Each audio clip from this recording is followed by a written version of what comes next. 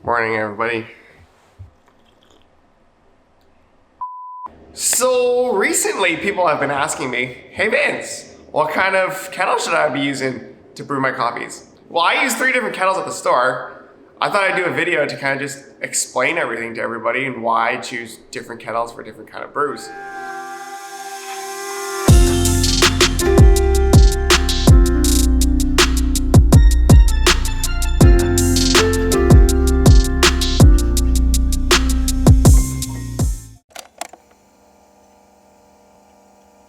Hey everybody, Vince here with another video. Today we're going to be talking about kettles and how to select a kettle most suitable for your home brewing experience. Today we'll be showcasing 4 different kettles that I like to use at the shop.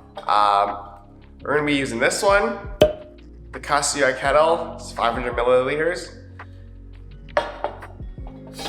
We've got the Buono Kettles, also from Hario. This is about 700 milliliters. We've got the Timemore one. This is about 400 to 500 milliliters as well. And then we've got the Bonavita, the massive kettle that is 1 liter. First, we're going to talk about the Kasuya kettles. At the shop, I use 2 different sizes. There's a 250 milliliter one, and then there's a 500 milliliter one as well. The kettle is so nice.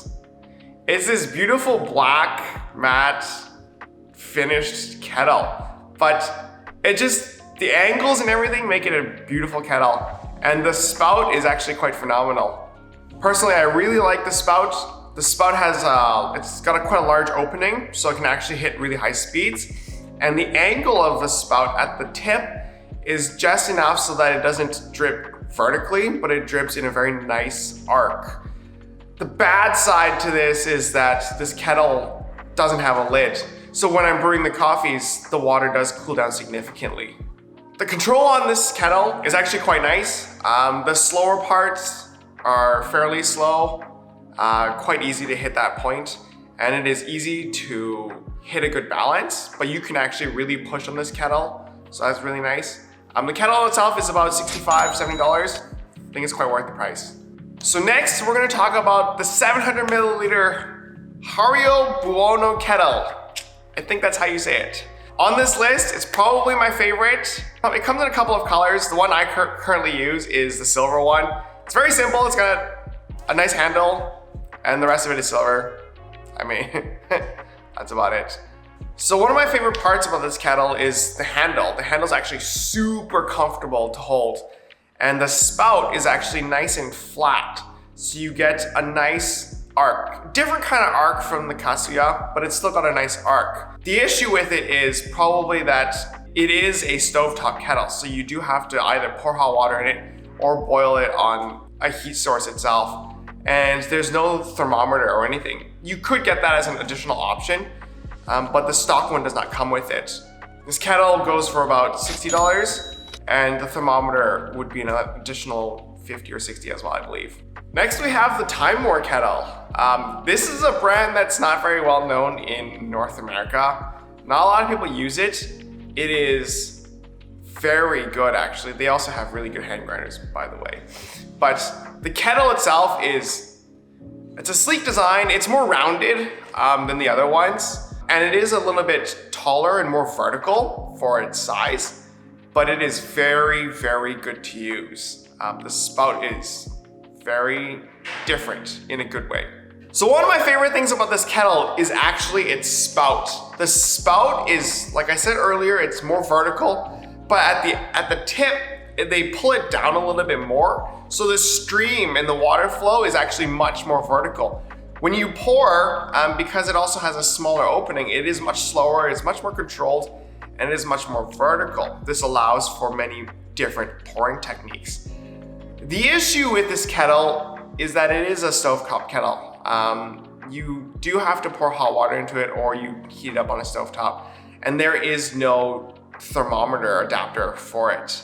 Like all other stovetop kettles, it's $60. Lastly, we have the 1 liter Bonavita Kettle. It's the only electric kettle we have on this list, and it is the standard kettle I use in my shop. This isn't my favorite kettle, but it is the kettle I use the most. Being able to set the temperature is so convenient. The downside of this kettle is it is chunky. It's very big and it is naturally heavier than the other kettles. Especially if you fill it with water, you need a lot of practice to be able to get good at controlling it. This kettle, I think, retails for about $130, and it's the most convenient out of all 4 kettles. I talked about the flow of the water during the introduction of the kettles a couple times.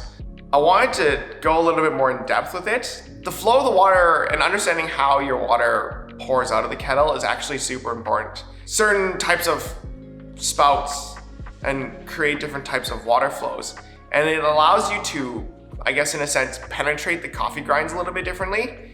For example, the Timemore one, the kettle, because it pours more vertically, it actually penetrates deeper into the grinds.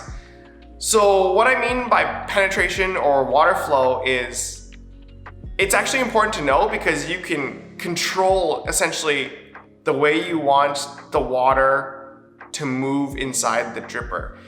Imagine your coffee grinds. Imagine the water is dripping onto the coffee grinds. If it's a steady stream versus it being droplets, whether you pour too slow or you're pouring from too high, it hits the grinds differently. Even if the amount of water per second is the same, if you're pouring from higher, you're gonna get little droplets that hit the grinds. And what that does is it sits more on the top as opposed to a stream that actually penetrates deeper into it. So being able to pour closer or pour higher is actually something we need to think about. So not only do we actually have to talk about the flow of the water, we should talk about how close we get to pour to the dripper. Earlier when I was talking about the kettles, I said that the Buono Kettle has a more horizontal spout.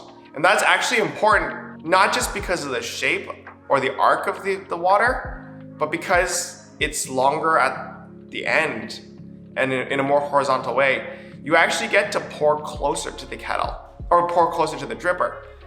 Why that's important is actually the closer you are, the less time the water is affected by gravity. And that would affect the amount of agitation that goes onto your coffee grinds. The less agitation at the beginning, the easier it is to control the bloom. We talked about this in the last video. And when you're able to do that, you can actually push for different types of speeds and control. You get sweeter and heavier textures if you're able to control that carefully. Earlier I talked about how certain spouts or necks are more horizontal or more vertical. And why that's important is it actually determines how high you're pouring from.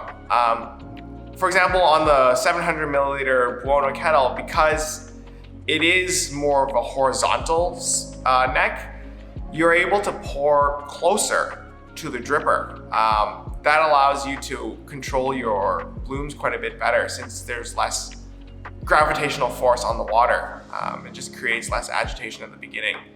And so that can actually be quite a bit of a bigger bonus. It is something to think about. Whereas the vertical ones, like the Bonavita Kettle, you're going to be pouring from much higher. And so it is going to be harder to control the earlier phases better. So I do think that your kettle and knowing it is very important. I hope that after watching this video, you're able to understand which kettle you would like to buy based on the different characteristics. I did go over a little bit more advanced stuff earlier, and I hope that would help you refine your technique a little bit more as well. Different kettles, like I said, have different techniques involved with them. So if you ask me what kettle I would recommend for a first kettle, it would definitely be the 700 milliliter Hario Buono Kettle. That one's definitely the most consistent and it's just the easiest to work with and start with. If you found this video helpful, please leave a like. If you have any questions, leave a comment below. Make sure to subscribe to us for weekly content, and I'll see you guys next time.